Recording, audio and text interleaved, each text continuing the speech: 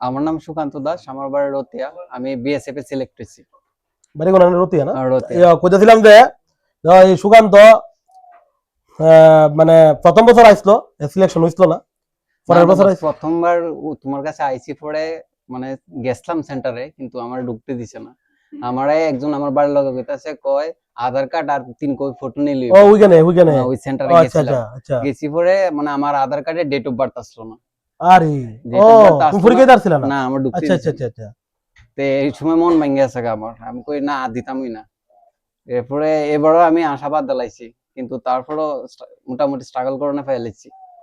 ভাই তোমার থেকে বহুত হেল্প পেয়েছি ইনস্টিটিউশন থেকে। তোমার তুমি তো এলিয়া দুইটা মানে দুই অ্যাটেম্প দিছো। প্রথম অ্যাটেম্পটে গেছিলাম, কিন্তু আমার ঢুকতে হ্যাঁ, এটা তো বুঝছি, মানে সেকেন্ড অ্যাটেম্পট আছে। সেকেন্ড অ্যাটেম্পটে প্রথম তো অ্যাটেম্প দিতেই পারছো না, মানে এটা দিছে না সুদা কথা। দিছি না। দিছে না এটা। আচ্ছা আচ্ছা। আর কোথাছিলাম যে দেখো ভাই, হ্যাঁ ভাই খুবই এমনি কিতা করতা তুমি এমনি? এমনি তো আমার কলেজের পাশাপাশি আমি নিজে ইনকাম করতাম। রাবার বাগান ছিল, কিন্তু একবার রাবার বাগান কাটতে আইতে দেরি হয়েছে, এমন টাইমে আমার দাদা বাইরে করে দিছে ঘর থেকে। ঘর থেকে বাইরে গেছে, ঢুকন লাগতো না, তুমি এক কাজ করো, রাবার বাগানে কাটো। আমার ভালো লাগতো না চাকরি। বুঝলাম ঠিক। ও গেছিলাম। আচ্ছা আচ্ছা আচ্ছা। কোথাছিলাম যে মজা লাগে টাকা দাদা কইছে পরে, আমি কই না ভাইয়া দেখাই তুই। এই না ভাইয়া রাইতে ভাত তুলে দাও একটা তুমি। দাও। অনেকে আছে এমন যে বাবার টাকা কই না অহংকার করি না, যে বাবার টাকা এনে এডমিশন নিছে, কিন্তু আমি এনে এডমিশন নিছি আমি নিজের টাকায় পরিশ্রম করে এডমিশন নিছি।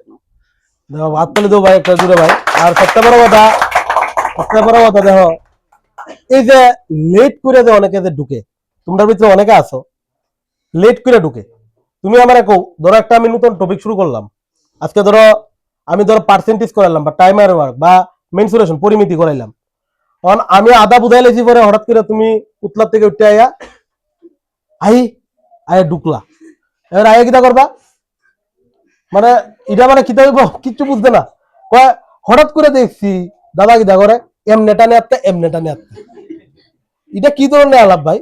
তুমি প্রথম থেকে ক্লাস করছো এখানে ভিতরে যারা, অতটুকু আমি কয়ে দিচ্ছি এতটা বছর পড়াই ছাড়ছি না, তোমরা এখানে ভিতরে যদি একদম একদম জিরোর থেকে উঠতে থাও কিচ্ছু জানো লাগতো না।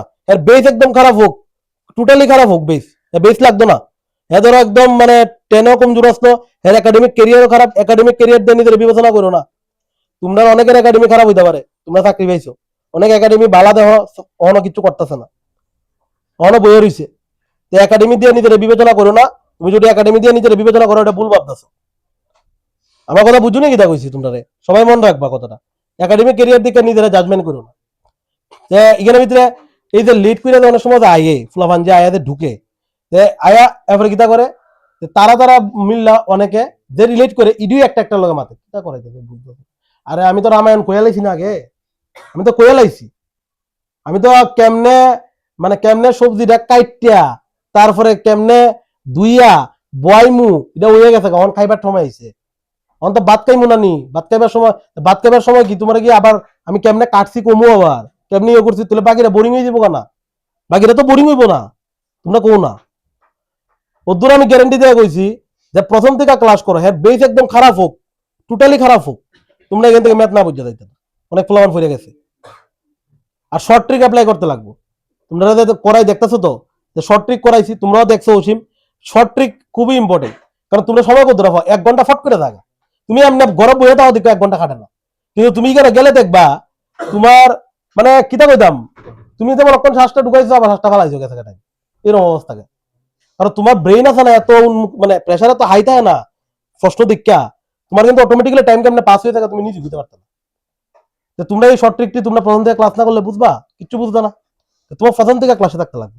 তুমি যেহেতু জানো, তোমরা ডেলি সেম একদম টাইম টু টাইম অ্যাটেন্ড করছো ক্লাস, দেখো আমি টাইমে ঢুকিনি না ঢুকি না।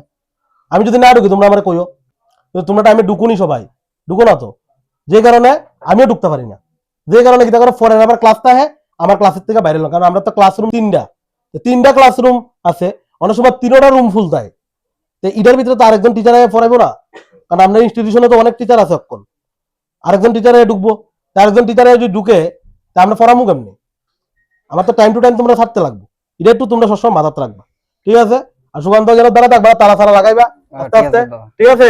আর অনেক বড় একবারে মানে অনেক খুশি হয়েছি ভাই, কিতা কোনো বাসা নাই, কালকে রাত্রে বেলা ঘুমিয়েছে না আমার, তোমরা চাকরি চাকরি দেওয়াইছো, সত্যি বড় কথা এটা আমি মানে আমি এজ এ মানে টিচার মানে আমি তোমরা পড়াইছি, মানে আমি যে কদ্দুরা মানে শান্তি পাইছি তোমরা বুঝাই যাচ্তাম না। কারণ অনেক প্রত্যেকটার আমি জানি আর্থিক অবস্থা অনেকের খারাপ, অনেকের কোনো বিজনেস করতেছে বা কোনো একটা কাজ করতেছে, আজকে তারার একটা জায়গার দাঁড়ায় গেছে গা, তোমরা লিগে তোমরা পরিবারটাও দাঁড়ায় গেছে গা। ঠিক আছে, একটা হাততালি দাও, আজকে আর বাড়াই না।